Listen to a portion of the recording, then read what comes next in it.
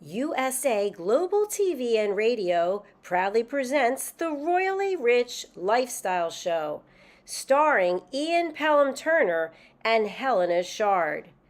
Brought to you in part by the British School of Excellence, Investors in People. This program is brought to you in part by the British School of Excellence and founder, Mr. Philip Sykes, building confidence, changing lives. Do you share our view that etiquette is a set of modern life skills that are essential for personal and professional success? Join us as an etiquette coach and change people's lives through the power of etiquette and manners. The last few days have been really amazing. I had a trainer course from the British School of Etiquette. And I must say it's been one of the best decisions I've ever made and one of the best investments I've made in my own training and development. Now, words alone will not describe the transformation and the positive path that I have traveled with the British School of Etiquette. I found I learned a lot from the lessons this time I came. The last few days with the British School of Etiquette have been fantastic. And what I've learned now is really beyond my expectations. This is the most rewarding experience and the best investment I have made this year. It was just great. I learned so much, and when I go back to Belgium I will incorporate a lot of it into my day-to-day life and business. It's been absolutely wonderful for the whole week that we were here. I feel transformed, and I feel like blowing a trumpet and tell people, come and do this school. This class is the best. This is the best school ever. You should take it. It will change your life immediately. I am now able to teach other people how to bring the best of them. Thank you. Thank you, BSc. Thank you. Thank you so much. Thank you. Thank you to our clients for their testimonials on the Train the Trainer program. Our exponential and global growth is so significant that we've evolved from the British School of Etiquette to the British School of Excellence, where we're investors in people. Let us invest in you and your career. Contact us to become an etiquette coach. Go to thebritishschoolofexcellence.com. Start your career and elevate your success today.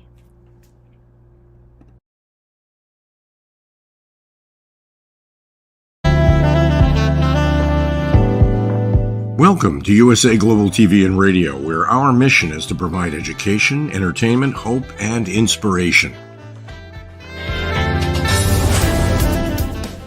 USA Global TV and Radio connects you with experts and audiences all around the world every single day to help you succeed in business and to live a richer life. Visit us at usaglobaltv.com to learn about career and life-changing training and mentoring programs like the Listening Mentor. Subscribe to our newsletter to stay informed about our special programs and offers.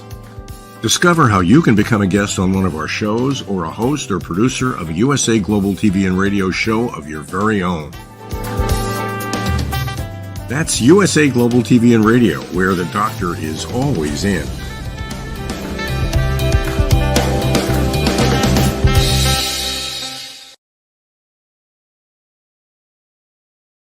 Hello and welcome to another edition of the Royally Rich Lifestyle Show with me, Ian Pelham Turner.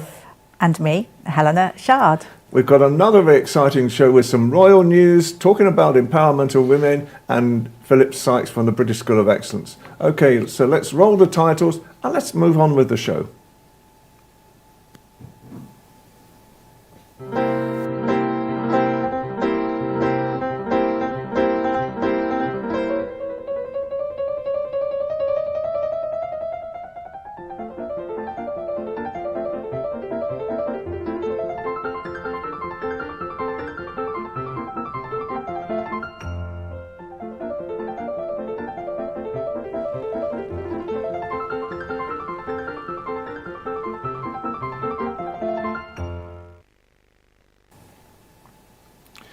Well, Helena, you've got some great royal news to begin on with. We've got Tell me about it. Do you know, what an extraordinary time. Isn't it just extraordinary in every single way? The political arena, our royal family.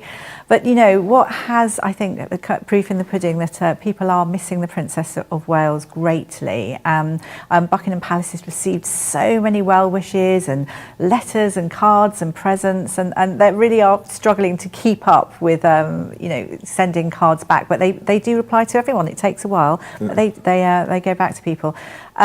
What we have heard as well from our contacts is that actually Princess of Wales has turned a corner, which is great news, which is really, really good news. The unfortunate thing is we have heard that she's not going to be part of the Troop in the Colour, as in it's almost like called the Colonel's Review, and obviously she is the main person of the Irish Guards, and she's normally there to salute the Guards, but isn't going to be doing that this year. It's Lieutenant General James Bucknor who's standing in. But we did get a sort of feel about this because we heard, do you remember when the Army put out, the MOD put out something online saying she was going to be there, and all of a sudden Kensington Palace pulled it down. But it's one of those things where, you know, people can be so wicked. Again, it's this, where is Kate? Something's wrong. AI and these robot things going on. Let's be honest, we're getting a lot of requests from all over the world, from, you know, with the same subject. So I think it's time shortly, because, you know, for me, you know, we get a lot of questions. I think what I would have done personally, my advice to Kate is just do another short video just to say how she's getting on, so that people can see she's still alive, and that she may sort of be talking about some of her charity work. Yeah, I mean, I think, you know, let's not forget that she has had a serious operation which actually takes something like a year to get over. We have been told that there's no time specifics. We know that she's hardworking and dutiful, and actually I think really she just needs to be able to sit back. Her medical team are in charge, and she's in charge of her body. You know, from a mental health point of view as well, it can take an impact. But can you imagine if she was doing something like that when you're not feeling well? I mean, it's not a headache, you know, and you're suddenly in a goldfish bowl. And Troop in the Colour is all about, you know, it's the official King's birthday, and she doesn't want to take centre stage there. But you never know, she may appear on the balcony. Who knows? Who knows? Who knows? And also Charles's decision not to ride his horse. Absolutely. Well, we did think that was a bit much. I mean, good for him. Last year, Troop in the Colour, he was on his horse, and I just think good for him. But no, the sensible thing is he's now going to be in the carriage with Camilla by his side. Thank goodness. And it's the Ascot Landau carriage, isn't it? So that's what would be exciting to see. Excellent. So, and he's been on duty. He's been doing lots and lots of things. He met Sri Lanka's new High Commissioner and Albania's new ambassador, Dr. Uran Ferezi, which we spoke about. We spoke about him, didn't we, the other week? But actually met him, I think, yesterday daytime, which is good. And we also saw King Charles, which was lovely, giggling away with Camilla by his side. He was at the RADA, R-A-D-A, the famous Royal Academy of Dramatic Arts, watching a production on family betrayal. Can you imagine? The House of Life. It was like a special time. It's the 120th anniversary, and they met loads and loads of people there. Lots of famous of our actors and actresses that have come through there. And Dr. David Harewood, who's very well known, is actually the patron, which I didn't realise. So that was good fun. And something that lots of people were talking to me about, it was actually GB News wanting to know about Sarah Ferguson. I mean, she's great, isn't she? We love Sarah Ferguson. She's really gung-ho. The Duchess of York. She was in great spirits on the red carpet at the 77th Cannes Film Festival. But a little bit of controversy. This is what I'm hearing. Yeah, a little bit of controversy where they said that she sort of shouted down the audience, apparently. I mean, come on. Perhaps she's had a little bit of spirit. Yeah, well, she was in good spirits, but she was there with a purpose, and lots of people would come. It was actually, they were auctioning off a really lovely pictures we can see of the late Queen, a beautiful picture, which was auctioned off. And obviously everyone was there with drinking and chatting, and she just, people weren't listening to her. It wasn't just her, there was Demi Moore and other, you know, lovies. And she I mean, I'll speak to you about it afterwards. It reminded me of you in a way, but she she sort of said, "What do you mean? I haven't been on the red carpet shouting." She was like saying to everyone to stop. But you want to go on to your parties. I know you don't want to listen. And I mean, she did start talking about climate and various things in it. But really, she was trying to get people's attention. She was there for a purpose, and you have to do that. I mean, if she'd just been shy and retiring in the corner, that wouldn't have worked. That's one thing Sarah Ferguson isn't. She's never shy and retiring. She was there for the charity AMFAR, which is for AIDS research, but she also is an ambassador of the Gen Z generation. Jay-Z, is that right? No, Gen Z generation, which is the 13 to 26-year-olds. And she really does fight their corner. She feels that they struggle, and she's there fighting their corner. And I think she wants everyone to, work towards a better life. And she's all about unity. She's been supporting King Charles and the Princess of Wales, and talks about forgiveness and all the good things, encouraging people. I have She's given so everyone much a big time hug. for Fergie. I really do. She But does. finally, there's a society wedding as well. There's a society wedding, and it's going to be the society wedding of the year, so we hear. So Hugh Grosvenor, who's the 7th Duke of Westminster, is marrying Olivia Henson. This is on the 7th, so it's coming up soon. Chester Cathedral, roughly 400 guests. Now, he is the richest, I think, under 40-year-old person. He's worth something like 40 billion only.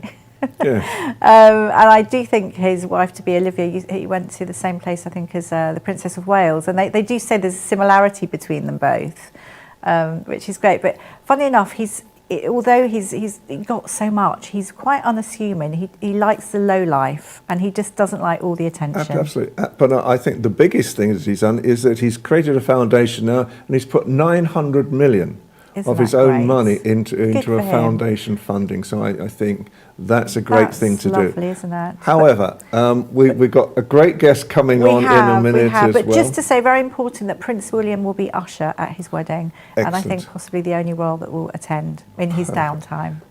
So God bless there we Prince go. William as well. Royal Roundup. So we're just going to take a short break, and then we're going to bring on our special guest for today. Stay tuned.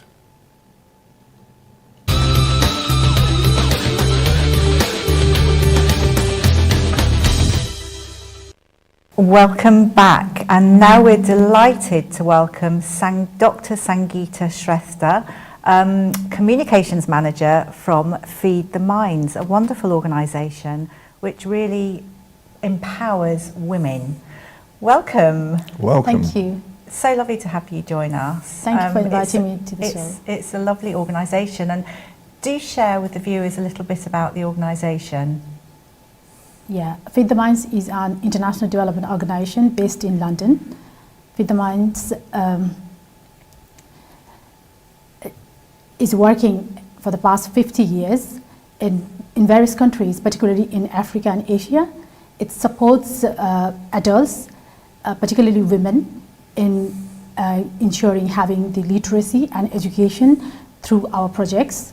At the moment, we have 11 projects running in different countries in Asia and Africa. In Asia, we are working in Kenya, Uganda, Madagascar, Rwanda, Tanzania, South Sudan, and many others, and also in Asia, in Pakistan and India.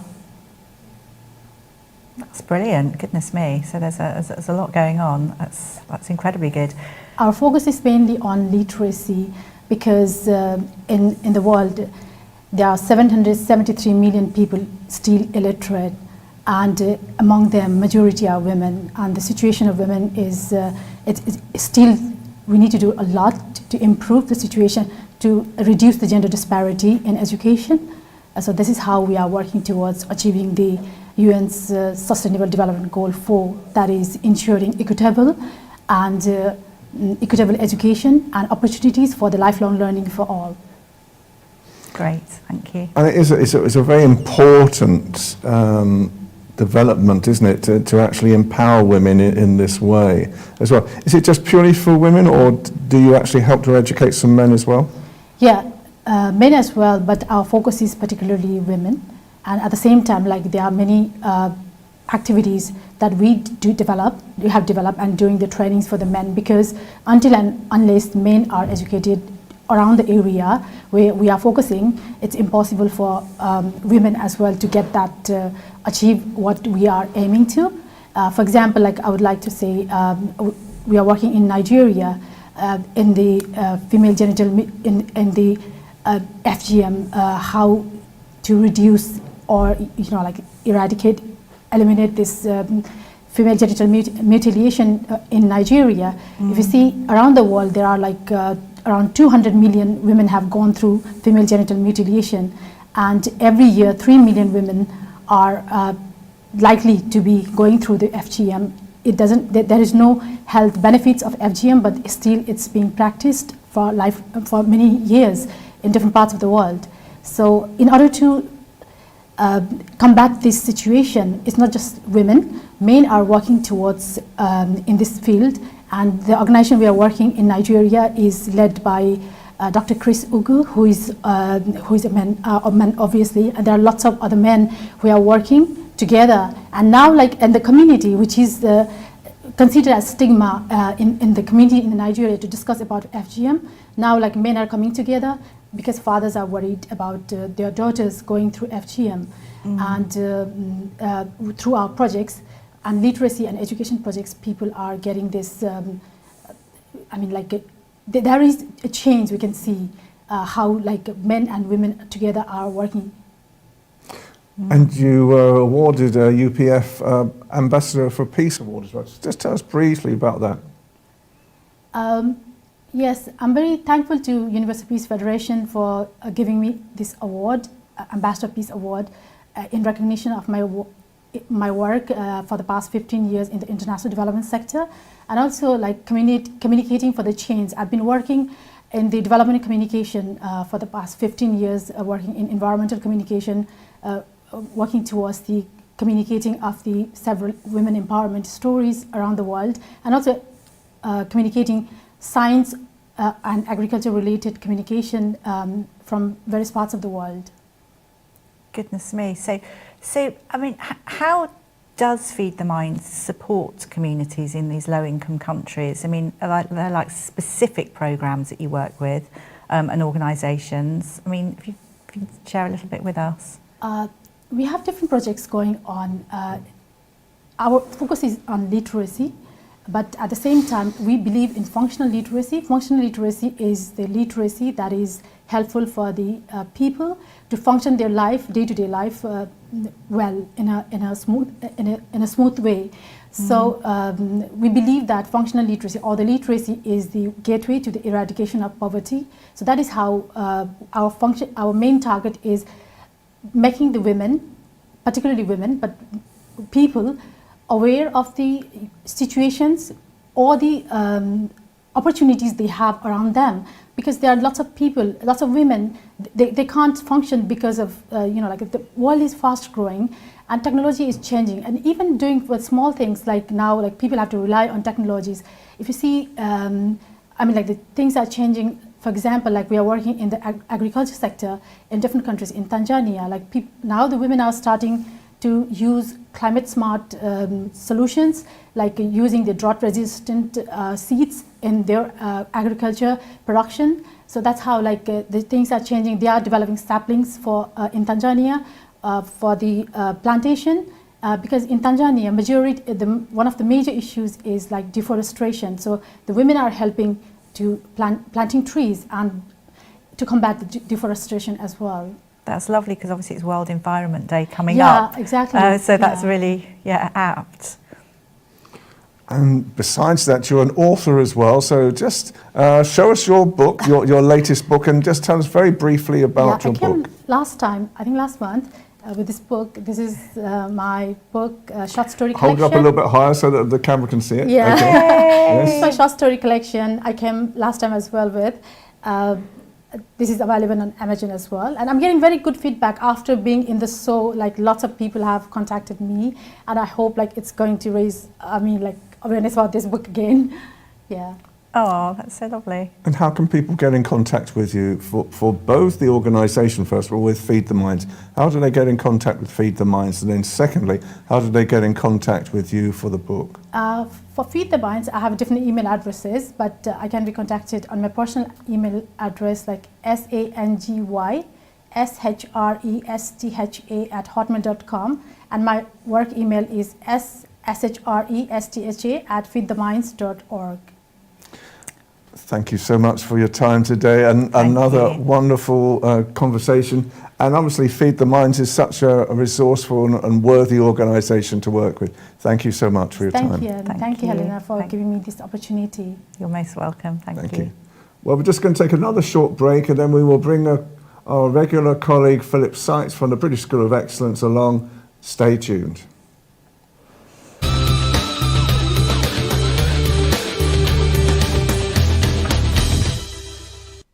So, welcome back, and now we have Philip Sykes from the British School of Excellence. Welcome, Philip. Thank you both very much for having me on the show. It's always exciting to be here. I look forward to it. I really do. Bless you. Now, basically, we've just been hearing this afternoon about empowerment, especially in low-income countries around the world, and especially with women. What do you feel about empowerment and how the British School of Excellence can actually help with that? Thank you for a great question, Ian. Firstly, I'm a huge fan of women across the world. I think women take on too much.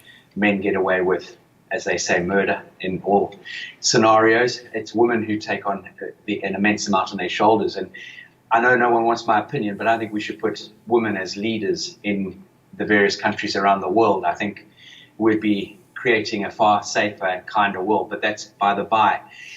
As an organization, it's about giving access to education, and that is one of the things I'm absolutely fastidious about. We've set up organizations through Nigeria and through Uganda giving children, young girls, the opportunity to education, because this is fundamental. We need to give people the opportunity to be literate and have these programs that we can help adults. In turn, they can then empower our youngsters in the world, because we are the shepherds in this world. We are the guiding, steering elements of their lives, and we need to do that. We've got to give them the tools to understand the empowerment of sort of the economic side of things and create skills development. I think those are three areas that I am hugely passionate about, Ian and Helena.